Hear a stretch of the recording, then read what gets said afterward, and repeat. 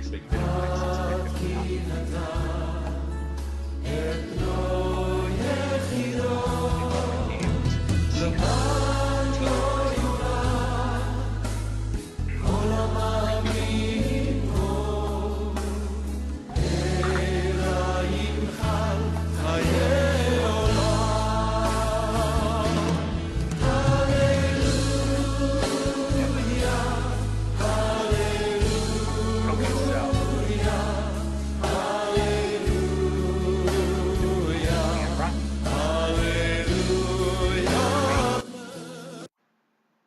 Good evening. Welcome to Zion's Banner.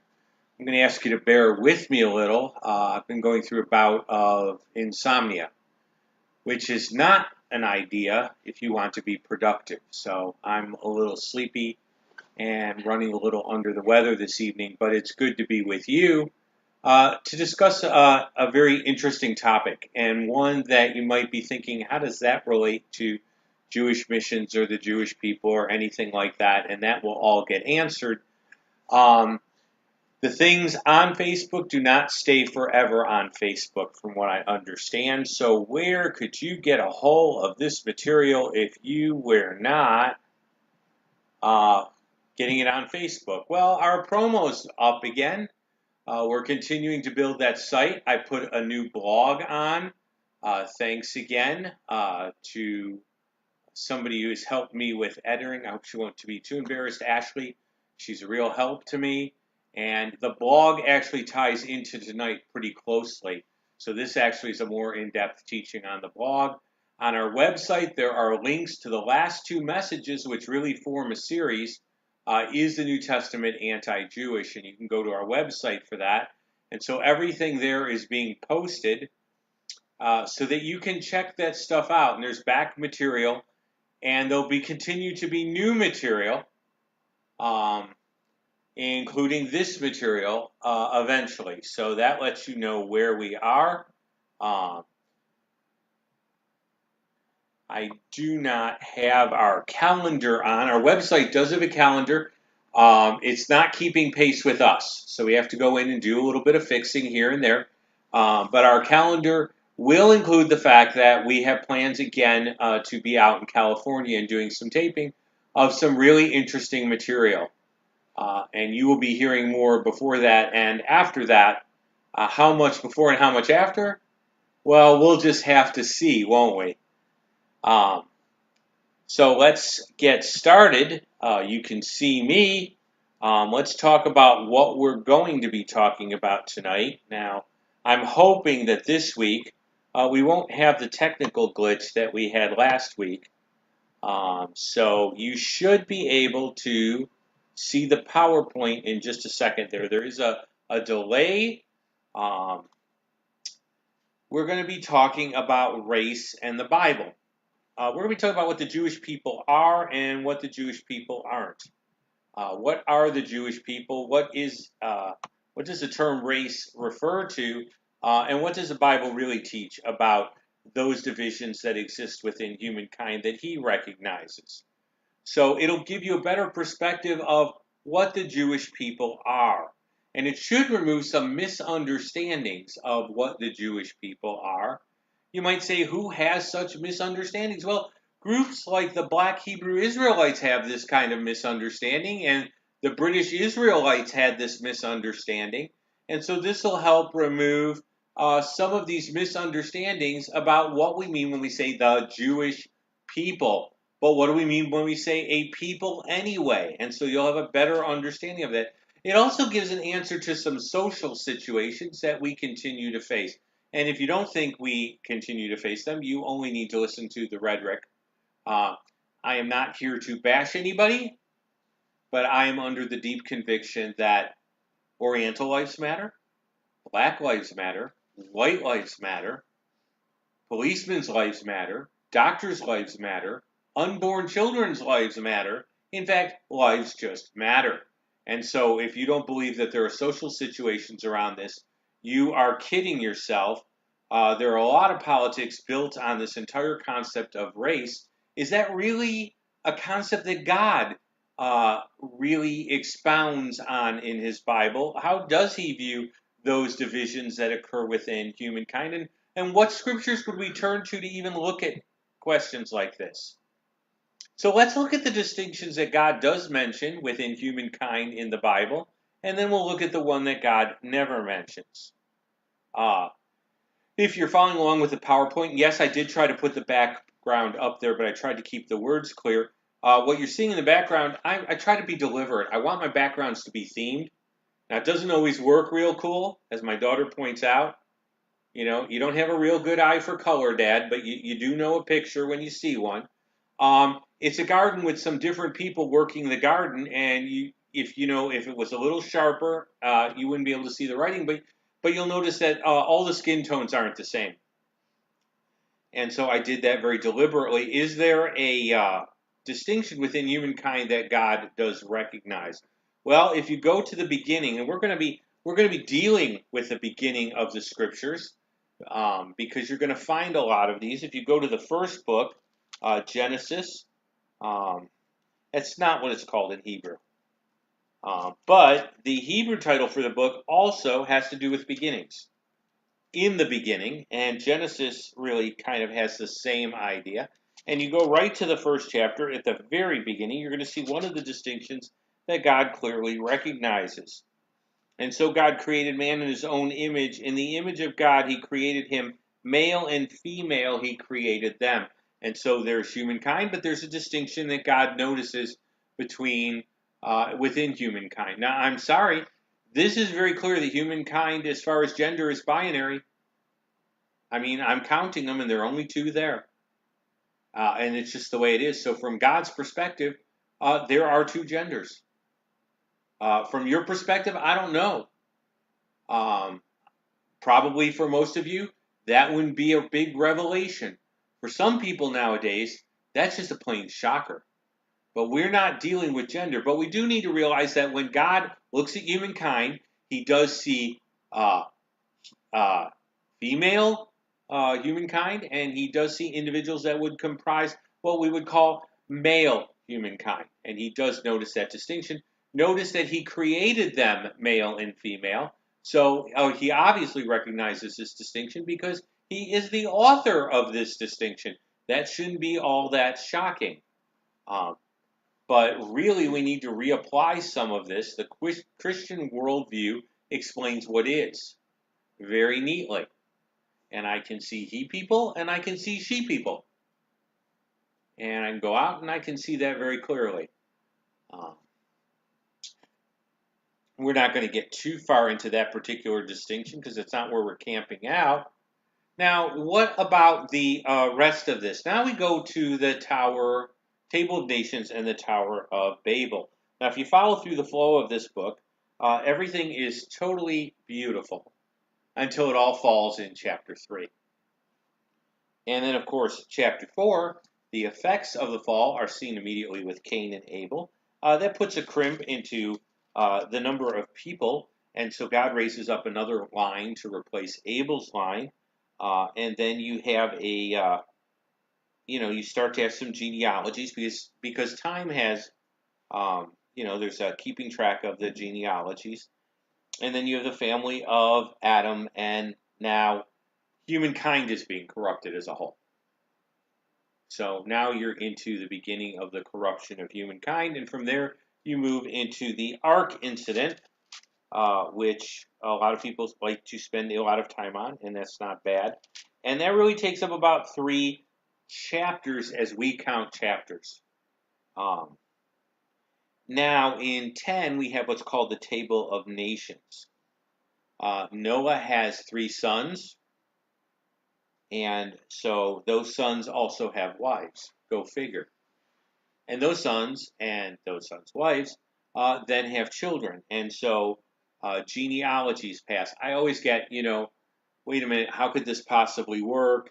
And all this other stuff. Time passes. Do realize that Genesis is not a daily snapshot of life with Noah's sons. And Shem got up and yawned 3 times and brushed his teeth and took care of the cattle. We're looking at major events here, and we're looking at overview. This is a book that explains really to the children of Israel is how did we end up in Egypt again? Where did we come from? But it also tells everybody where they came from because it talks about the beginnings of humankind. And so there's a table of nations. Yeah, nations aren't called what you will not find Korea here. Okay. And we obviously know that America is a nation that has had many waves of individuals from other countries come here. And so you will not find America listed in the table of nations. What you will find are the chief family groupings and a little more of Noah's sons. Now, understand that the table of nations is going to talk more about some of these other divisions that exist within humankind. The Tower of Babel is going to explain how it got that way. So think of it always as a newspaper where you have the headline and then you have the backstory. My kids are always talking about the backstory with characters. 11 is the backstory to 10. And that's really the way that works. Now, I'm not going to take you through all of these nations and try to line them up. There are a lot of resources out there, and if you really want to do the research, it's there. And it could be done some other time as part of something else. But what you do need to understand is that there's a phrase that keeps happening over and over again. Now, repetition is emphasis to the Hebrew mind. And so if I see a phrase that keeps occurring several times, that's a cue for me to pay attention. And do that when you're reading your scriptures. Be paying attention to what things are repeated, as well as those time sort of markers. So if you go to Genesis 10, verse 5, and these are the coastal people of the Gentiles, were separated into their lands, everyone according to his language, according to their families, and into their nations. Now, if you go to Genesis 10:20, when you're going down Ham's line,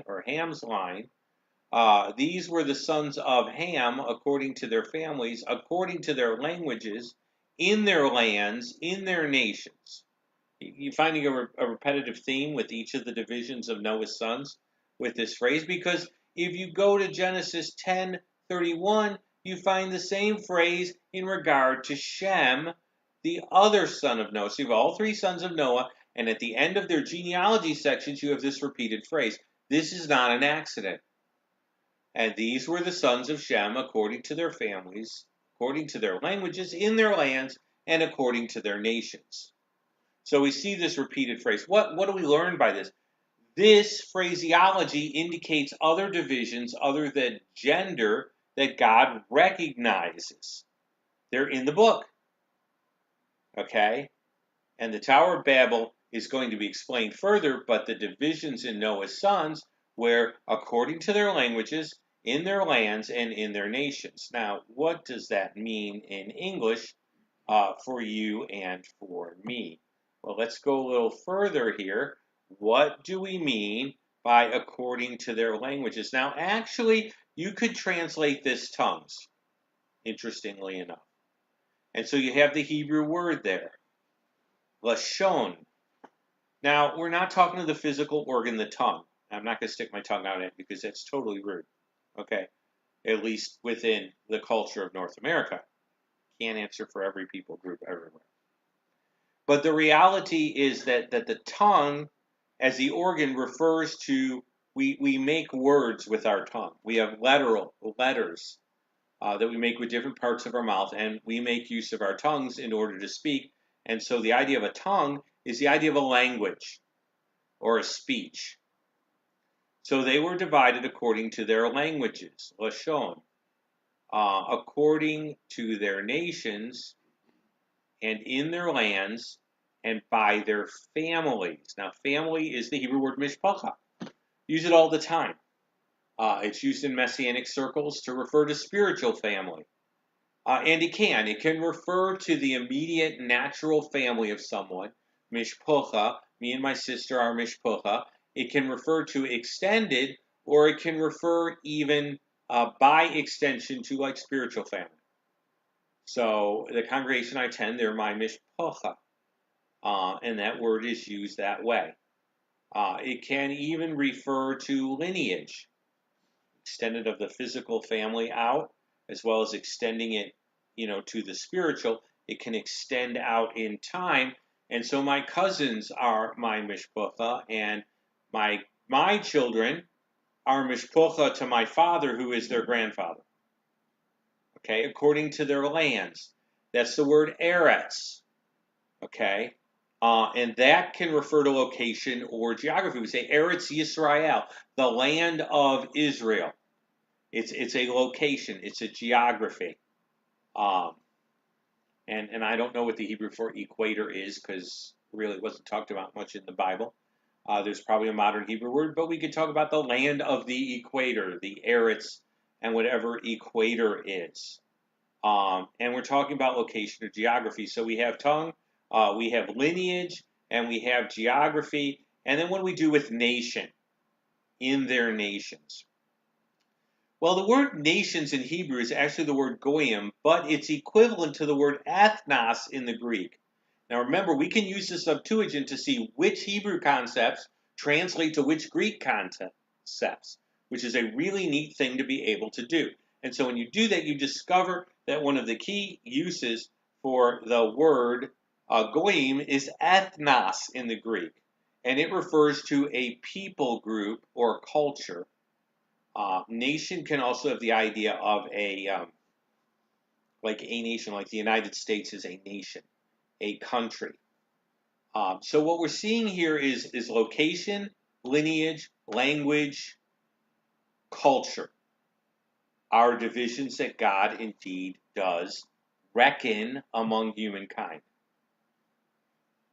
Now, it's a little harder to see here. We've got a lot to do here, but if you go to the back of the book and you go to Revelation, now this is really kind of fun because we're using the Bible and we're going to the back and to the front, almost like bookends, and we're spending the time when we're actually doing this. And so let's see what language, what sort of language occurs as far as the divisions that God recognizes within humankind. Those distinctions that He does allow and He does see that are legitimate and are grounded in His Word. And so if we go any further, we go to the back of the book. That's Revelation. It's not Second Chronicles. That's the Hebrew order. The Hebrew scriptures would end with Second Chronicles. But we who follow Messiah know that new revelation was needed because there was a new covenant. And so we know that there's a Brit Hadashah. And if we go to the end of that Brit Hadashah, we have a book called Revelation. And so we go to chapter 5 right at the beginning, and we have this wonderful worship scene that's actually taking place in heaven. Centers around the Lamb. The Lamb is not a furry white lamb. It's a reference to the sacrificial work of Messiah. The picture of the Lamb is a reference to the sacrificial work of Messiah. The Lamb is Messiah, and we have this worship scene in heaven.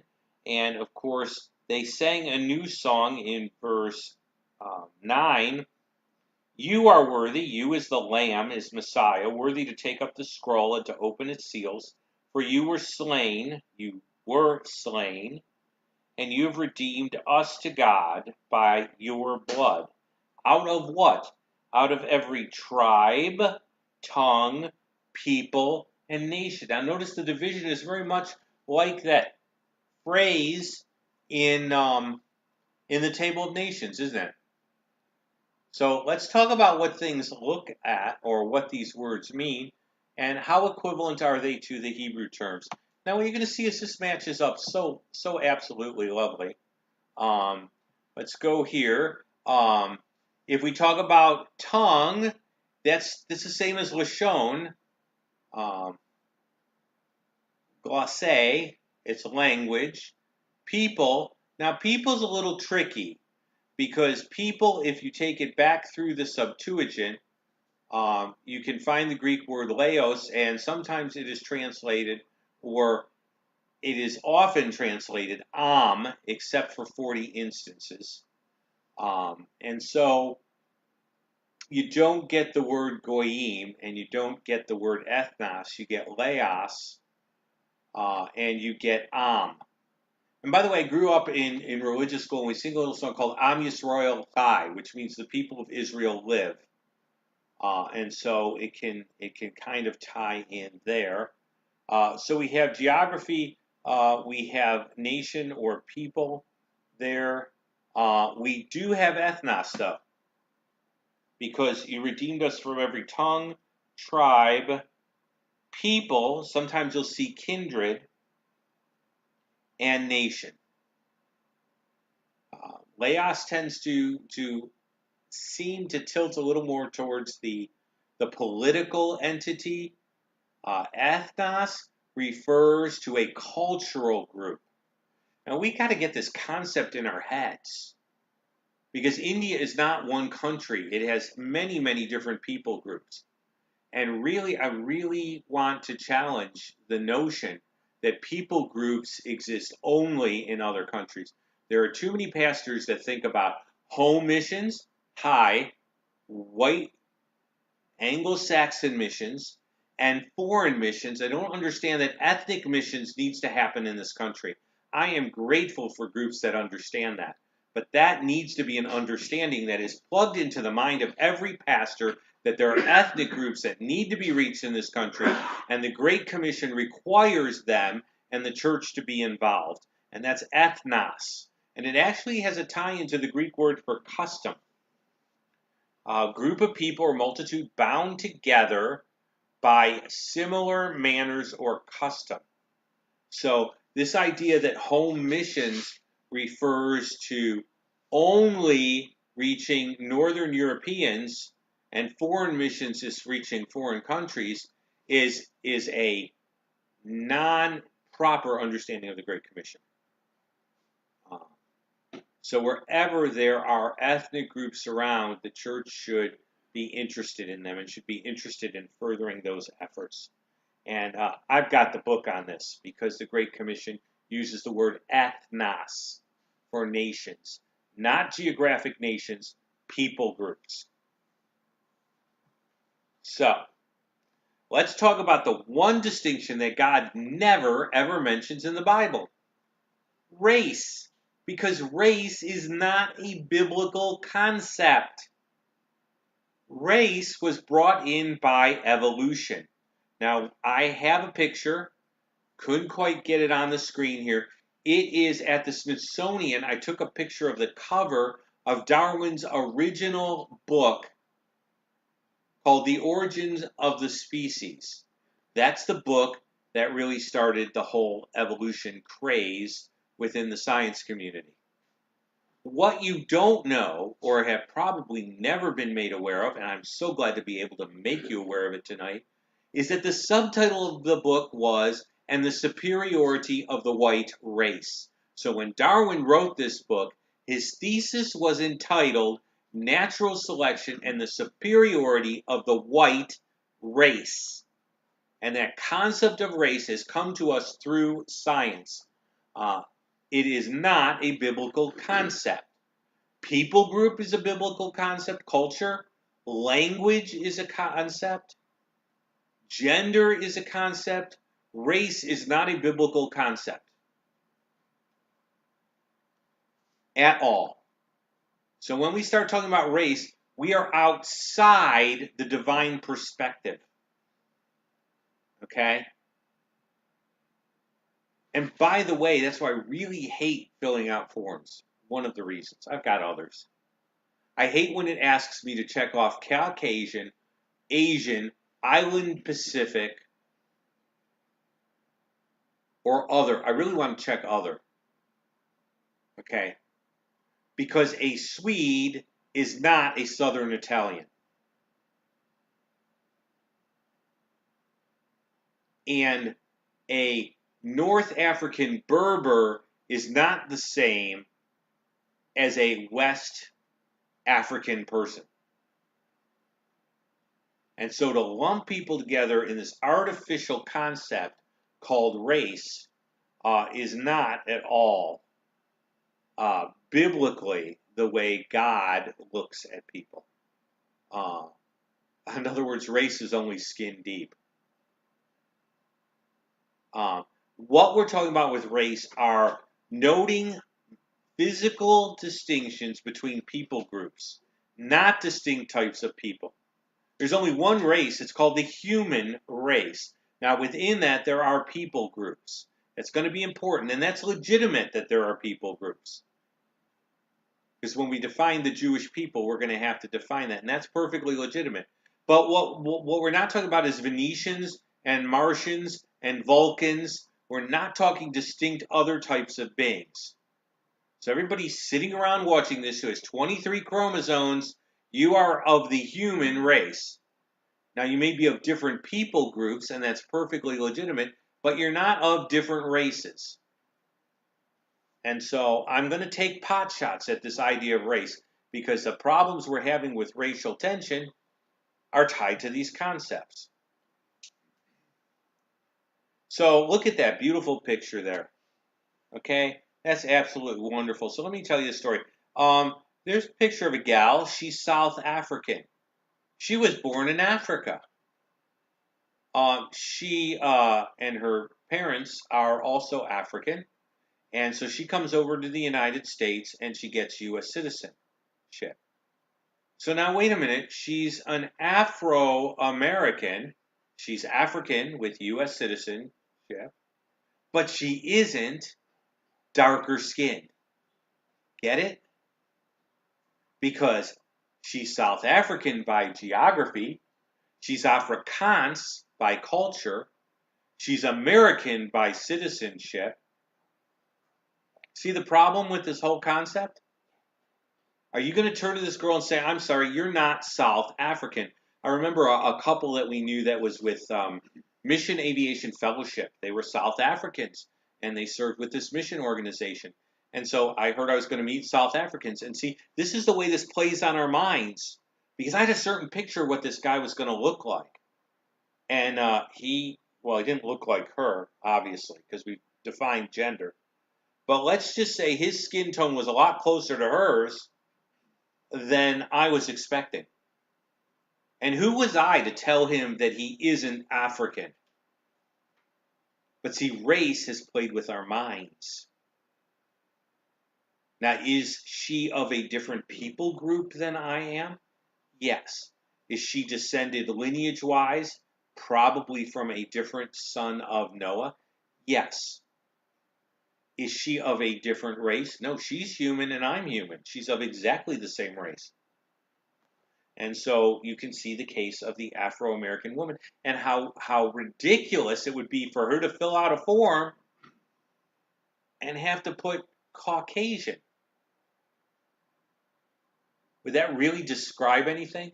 Well, it would release more political funds and patronage, but it certainly wouldn't give me any more of a picture of her. So who are the Jewish people? Well, we're not a race. I'm not Venetian, and I don't drive a TARDIS, and I'm not an alien life form. We are not a race. We are a people. We are a people group. That's why we say the Jewish people, with a common lineage, history, and language. The language is called Hebrew. Now, we've been in diaspora, so there's Yiddish and there are other things that have come out of our journeys and our shared history of being dispersed. But we have common lineage. We're descended from Abraham, Isaac, and Jacob. We have common history. That's what's in the front part of your Bible. It's called the Tanakh. And then there's history beyond that, history that extends into the diaspora or the dispersion and beyond. What we are not is a race. We are a people group. By the way, that would have helped a lot with Nazi Germany, the Jewish race, the superiority of the Aryan race. See, if you remove that race concept, that all falls apart. And so we are not a race, we are a people. And it's legitimate for us to be a people, and we're a people that that God ended up setting up with a specific purpose. By the way, it doesn't mean that other people groups don't have a specific purpose. We have the value of having that very clearly spelled out for us to help us out. And also to be a benefit to the world, because that's what Israel was to be, a blessing to the world. Okay, so as we begin to go down There is a division that God does note. Romans 5 is an excellent, I could almost do a whole exegetical thing on Romans 5, but let me go through Romans 5 and let's talk about a distinction that God is very concerned about. And this is the distinction that we do need to really pay attention to. We do need to acknowledge people groups. We do need to reach people with the gospel within their cultures and their languages. I am honored to have watched some young people grow up who have gone with New Tribes, and also there's a organization called Finisterre Mission. And kudos to both of them. They're giving people the Bible in their native language.